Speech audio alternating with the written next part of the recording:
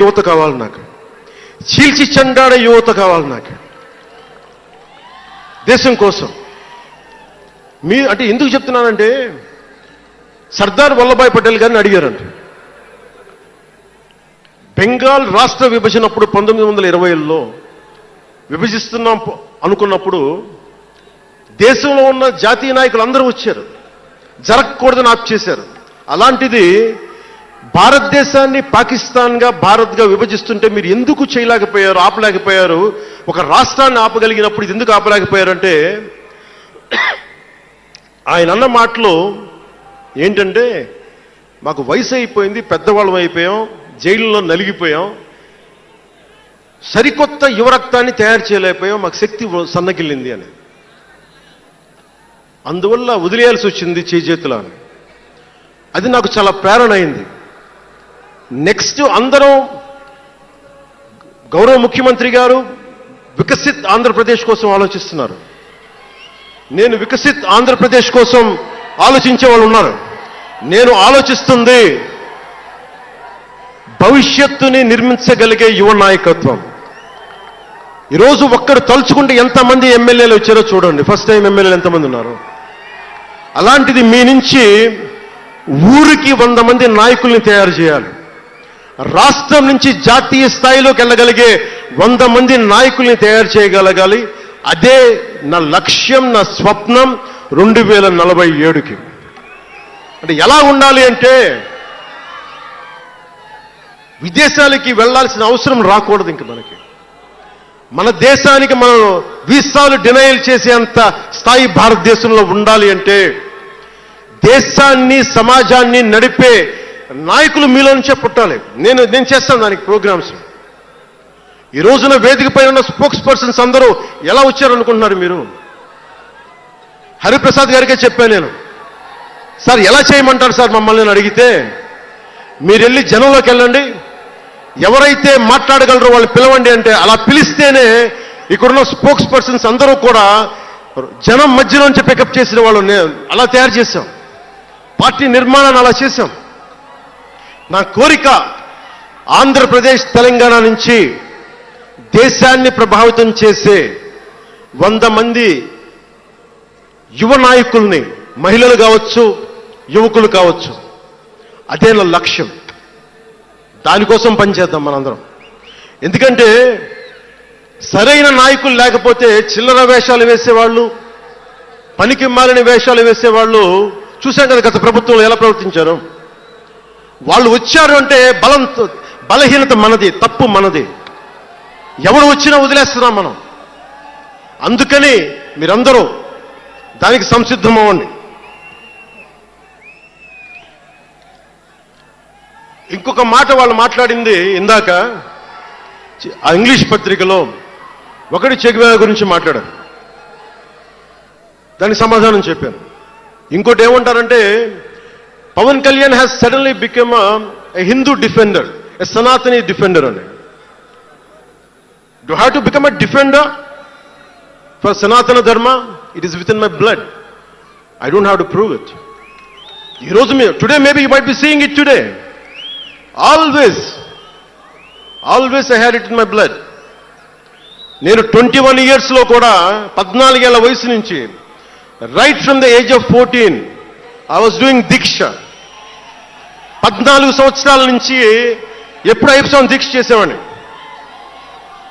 మొన్నే మా అన్నయ్య, మా నాగబాబు, మా అమ్మ, నేను ఒక ఫోటో చూపించారు ఎవరో.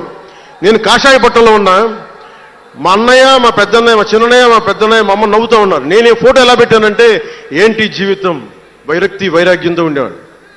అంటే నేను నా ధర్మం మీద నాకు అంత గౌరవం. సో నాకు మీరెవరూ కొత్తగా సర్టిఫికేట్లు ఇవ్వాల్సిన అవసరం లేదు, నేను మీకు ప్రూవ్ చేసుకోవాల్సిన అవసరం అంతకంటే లేదు. అంటే చిన్నప్పుడు ఎలా ఉండేయండి పరిస్థితులు, ఏదైనా మాట్లాడదాం వీళ్ళందరితో అంటే, సడన్గా నువ్వు తిరుపతి లడ్డూలు కల్తీ అయిపోతే నువ్వు ఎర్ర బట్టలు వేసుకొని ఇవన్నీ మాట్లాడుతున్నావు అంటే, నేను చెప్పండి మీరు ఇప్పుడు దాకా 219 టెంపుల్స్, 219 టెంపుల్స్ అపవిత్రం చేస్తే, మన అంతర్వేది రథాన్ని తగలబెడితే నేను వచ్చిండొచ్చు కదా. రామతీర్థంలో రామచంద్రుల వారి విగ్రహాన్ని తల నరికేస్తే నేను బయటకు వచ్చి గోల చేసి ఉండొచ్చు కదా. ఎందుకు స్టేట్మెంట్గా పరిమితం అయ్యాం? చిన్నప్పటి నుంచి మా ఇంట్లో రామనామ జపం ఉండేది. మా నాన్న ఉమ్మడి కమ్యూనిస్ట్ పార్టీ సభ్యుడు, ఎథీస్ట్ ఒకప్పుడు, టీన్స్లో 20లో.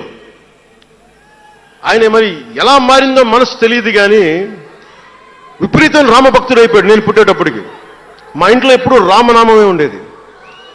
ఆ రామనామాన్ని జపిస్తూనే నాకు జబ్బు వచ్చినా మా నాన్న రామనామం చెప్పేవాడు. అలాంటి రామనామం జపించే మాకు రాముడి విగ్రహం తల నరికేస్తే కోపం రాకూడదంటారేంటి మీరు? ఇదే మీకు ఒక మహమ్మద్ ప్రవక్తకి పవిత్ర రంజాన్ మాసంలో మహమ్మద్ ప్రవక్తకి మీరు ఒక మాటని దూషించగలరా? దూషించి బతకగలరా? అల్లాని ఒక మాట అనగలరా? జీసస్ క్రైస్ట్ ఒక మాట అనగలరా? మేరీ మాతని ఒక మాట అనగలరా?